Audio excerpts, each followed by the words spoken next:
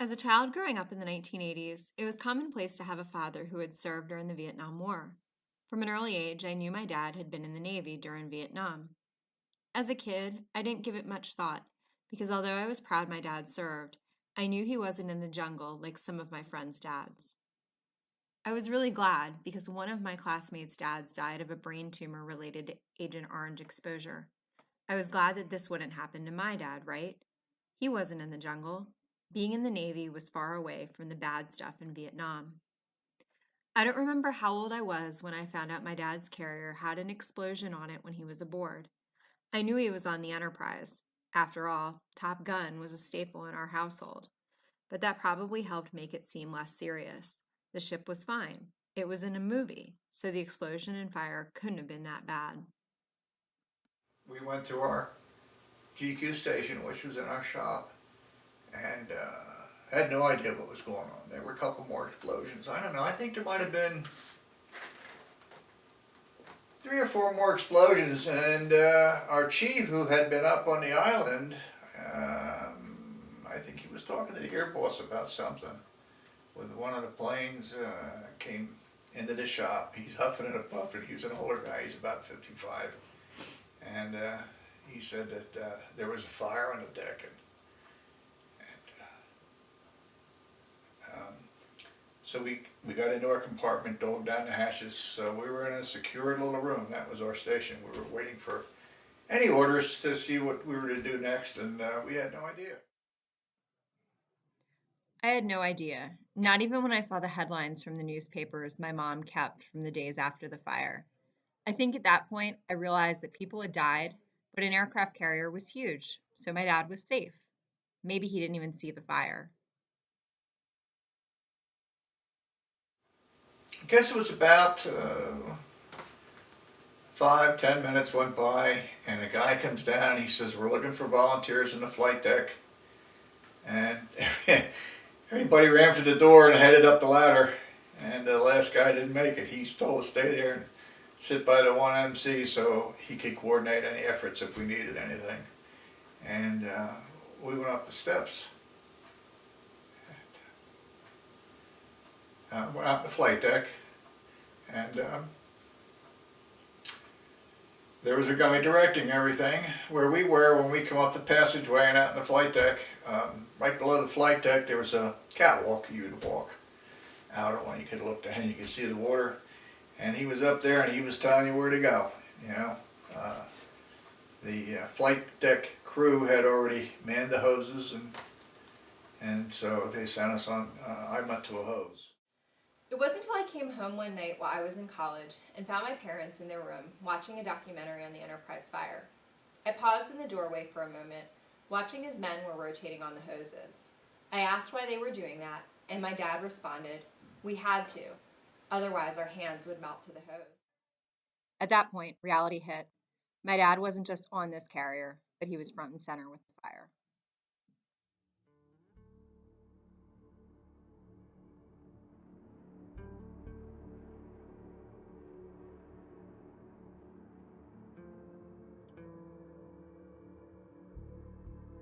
We started to um, bathe the airplanes. I had no idea what had really happened, but the whole aft section of the boat was on fire. It was a wall of flames. And hmm. Anyway, I guess we were up there for a good hour, and all the time that you're holding the hose, you're trying to figure out what's going off. Saw a missile go down the deck. Had no idea where that came from. It was hot and moving. Um, um, there was a lot of fuel on fire back there. You could tell because the smoke was so black and arid. Later on, we found out that the captain had turned the boat into the wind, which was great because that kept all the smoke and flames, going off the back of the boat. And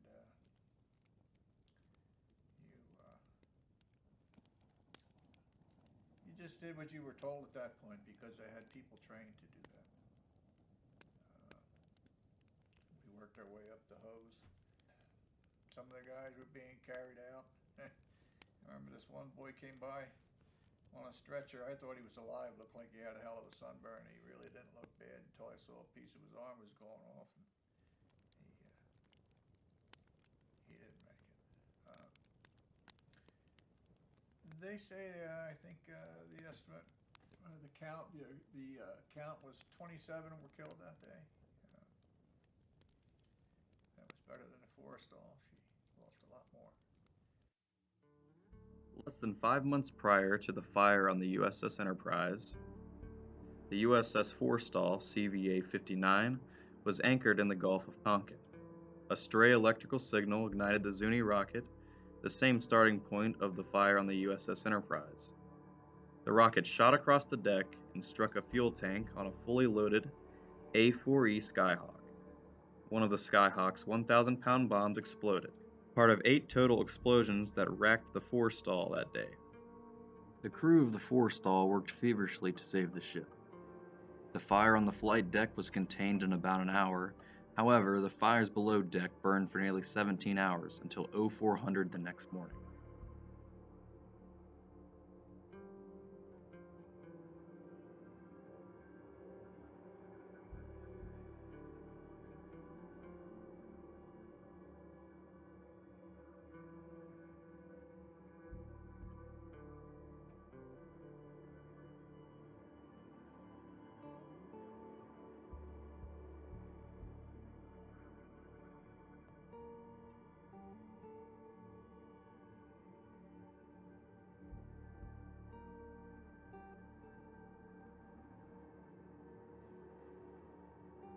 The fire on the Forrestal was the second major carrier catastrophe to strike the Navy during operations during the Vietnam War.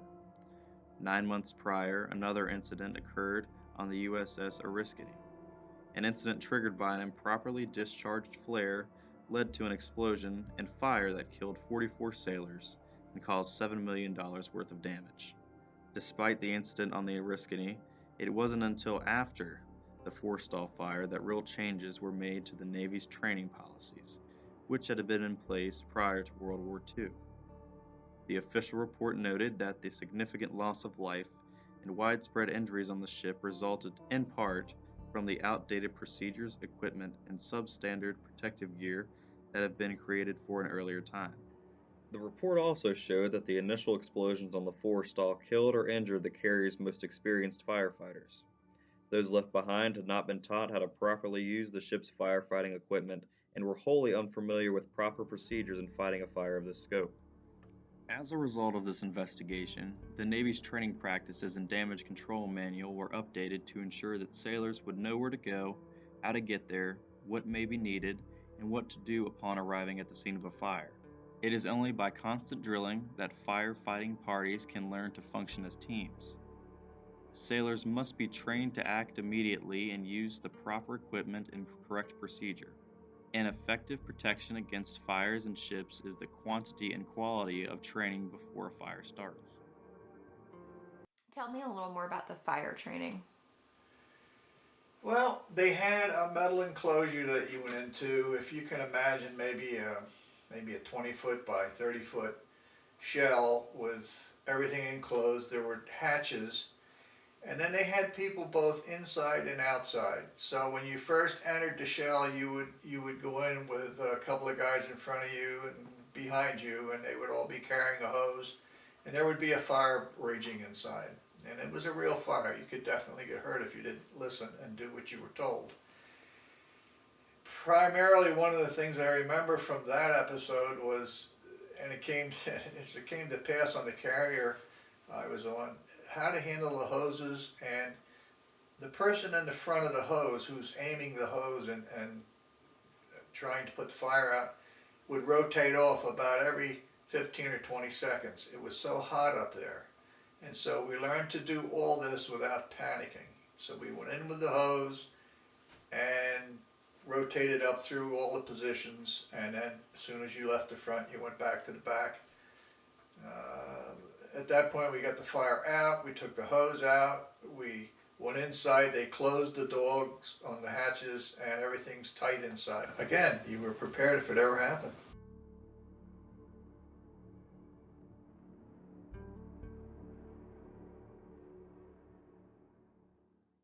when you were doing the training, did you think that there was ever any significant possibility that you'd actually have to use it, or did you just view it more as procedural?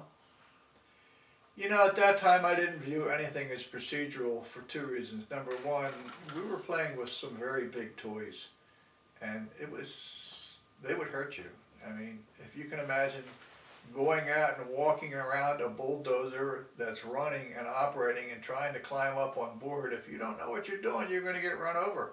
So I think you take it all pretty seriously. It was presented very seriously, and I think that's as it should be. I don't think there was any evading the fact that it was all real and it could happen to you at any time. And they kept repeatedly telling you, that it could happen, or they'd give you a scenario and explain what happened here or out there. There were other fires. You talked about the Forrestal, but there were other fires before that. And people were trapped and killed because they couldn't get out of where they were, or perhaps somebody was hurt, and the dogs that get closed sometimes when you take a torpedo head on there, depending on where you're at, they close you in just to save the ship. So you learn to be aware.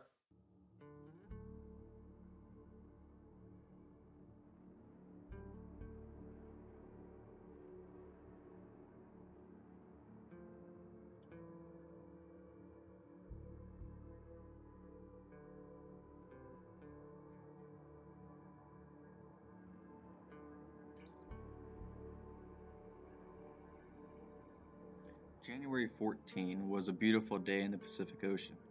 Reveille was held at 0400, flight quarters was sounded at 0530, and flight operations began at 0645. Flight operations were scheduled to continue until 2200. It was 76 degrees by 8:17 a.m.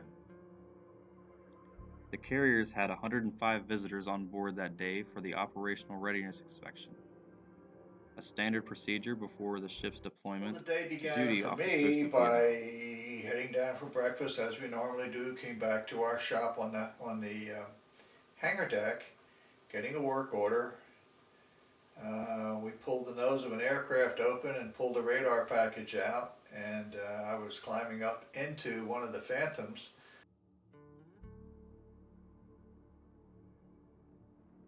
At about 8:15 a.m., an MD-3A jet aircraft starter unit was employed to start F4J-105, an aircraft known as a Phantom. The huffer was standard procedure to start the aircraft. However, this particular unit's exhaust outlet was placed in line with and within 2 feet of a loading Zuni rocket launcher. At least 3 airmen noted to their supervisor that this placement was a concern, yet the operation proceeded. The JAG report on the incident reads, "The observing party and some of the ship's company were anticipating that the shock of an exploding practice depth charge or grenade would simulate a hit on the ship at 09:15 on the 14th, and that the ship would go into general quarters and commence damage control drills. When Instead, the call was we sounded heard neutral." we heard a tremendous explosion, tremendous. Had no idea what it was, where it was, if we hit something, I didn't know. And right after that, we heard the klaxons go off, and guy comes over the 1MC, the intercom, and he says, "General quarters, general quarters."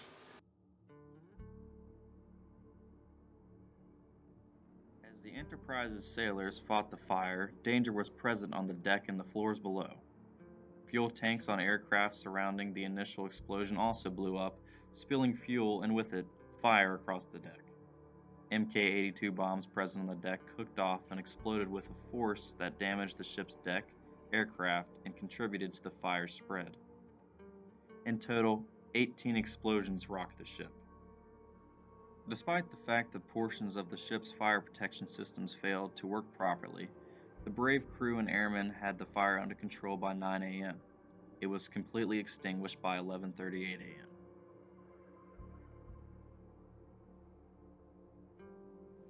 There were some battleships that came up alongside us. I think from what I had heard, I didn't see, but they were saying some of the guys were straddling on the guns, the big guns, holding fire hoses, spraying from down below up. And that took some guts. I mean, to get that close to the fire was one thing, but being out on those guns without safety harnesses, but everybody, knew how critical it was and how bad the fire was, and it could have been the destruction of our first nuclear aircraft carrier, and it wouldn't have been so good. The fire was after the island. I was probably 100 feet from there, and then we would just keep moving up on the hose, and till I got up near the nozzle, along there I had the nozzle, but till I got up closer, it was all contained. They did a hell of a job. Like I say, then we shut it off, and then we looked around. You're in awe, and right away somebody's on you saying, "Hey, we need somebody over here. We need somebody over there to help us clean up or look for bodies or whatever." Did you all have to pitch in then to clean up the plane? Oh yeah.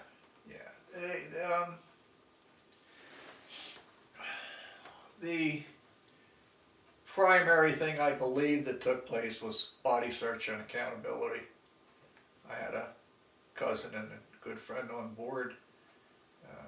Actually, it was Mom's cousin, and we made sure each of us, we finally, when things calmed down, we finally found each other. But the thing was to get everybody accounted for, because when the bombs went off, it blew the steel on the deck downward, and the concussion and the fragmentation went down into the berthing compartments aft, and back by number 4 elevator, as I recall. And the hole was something else. It was something to see. I couldn't believe it. But so they had to account for everybody, and then we used what we called Tilly. She was like a big tow truck, and just pushed with a blade, just pushed a lot of these planes over the side, hit right in the water. Boom, that was it. And then we cleaned up.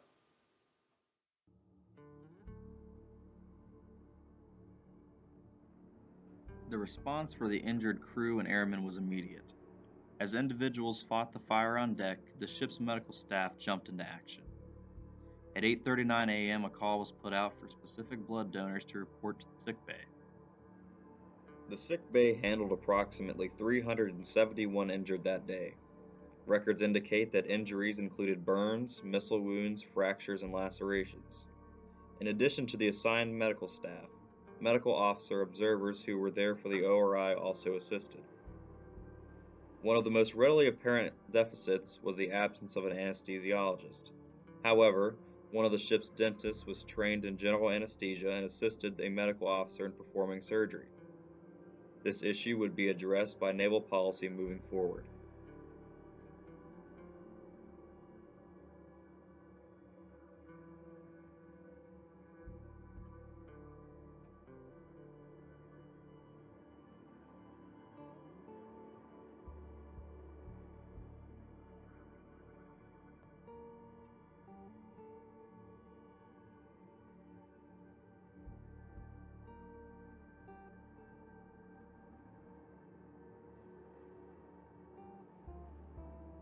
Upon returning to Pearl Harbor, the crew, airmen, and additional support personnel embarked on a 51-day repair process. The total cost of repairs and equipment replacement, aside from the aircraft, was nearly $11 million. Many of the sailors on the Enterprise also kept busy assisting other squadrons while the repairs took place. As we got close, they unloaded a lot of equipment and, of course, the birds, and they started to do the repairs almost immediately. I think it took around 2 months to do the repairs. But we were sent around the other side of the island to Kaneohe Marine Base, and on that base they too had F-4s, and so it was a good fit for us to get our stuff. Because like when I left, I had enough sense to put the canopy down on the aircraft on the hangar deck. Well, the fire really wasn't on the hangar deck, but some of the water and the spray and stuff came down. So a lot of stuff got coated, but a lot of stuff that was up on the flight deck where the guys were working, was left open, and it was hit by the foam, and we had to get in there and clean all the electronics up and get all that stuff working. So we were busy. Here again, you're always busy. You had something to do, so you didn't have time to think a lot about it. You'd get reports here and there, and the chief would sit you down and say, we found out that so-and-so died in BF-96, or, we lost 4 airplanes, and so-and-so lost this or that, but other than that, you didn't have a lot of time to dwell on it. You just did your thing, and that was it. As the repairs took place, the U.S. Navy also commenced a thorough investigation of the incident. The investigation took place over the course of the following month and culminated with the release of a 40-page report. The investigative team interviewed members of the Enterprise's crew and the airmen assigned to the squadrons. The determination was made that the first explosion was triggered by the Zuni rocket that was overheated by the MD-3A starting unit. It was deemed that this incident, while preventable, was accidental. The investigative team did identify several contributing factors to the incident, including a lack of awareness surrounding the use of the MD-3A units, as well as appropriate knowledge of the explosive devices on the carrier, including the Zuni rockets and Mk-82 bombs. Additional failures of related equipment on the Enterprise were also identified, such as the failure to repair the aircraft's starting and cooling system. Fatigue was also considered as an additional factor. However, it was not definitely identified as a contributing factor in this specific incident. Ultimately, sound damage control organization, training, and execution minimized casualties and prevented the initial fire from spreading beyond the fly-through area of the flight deck to any significant degree. I remember the first time I found the report and the deck logs of the incident on the Enterprise. I was in my 10th year in the classroom, and a colleague who had an interest in Vietnam-era history asked me about my dad's service. I shared that he was in the Navy and on the Enterprise, and noted that he was there during the fire. My colleague found and shared the deck logs and the investigative report with me. I remember being excited and curious to review them. As a history teacher, the exploration of primary sources is a big part of my life. Here was a primary source to which I had an indirect personal connection. I'll never forget the emotions that ran through my mind as I sat at my desk scanning through the documents. Excitement was quickly replaced by horror. I thought I had a pretty good understanding of what had occurred that day. However, I was wholly unprepared to read the descriptive detail about the horrors witnessed by those on the Big E that day. The things I read were so awful that despite spending every day of my professional career teaching about the Holocaust and other world genocides, I was rattled. I wasn't ready to talk to my dad about it. I really started to understand being in the Navy during Vietnam presented significant risks and dangers. They weren't the same dangers faced by those who were in the jungles and in the air, but those in our Navy or on those carriers were and still are risking their lives. It would be another 7 years until I would find myself able to brave that conversation with my dad, but the discovery of these documents would be life-changing.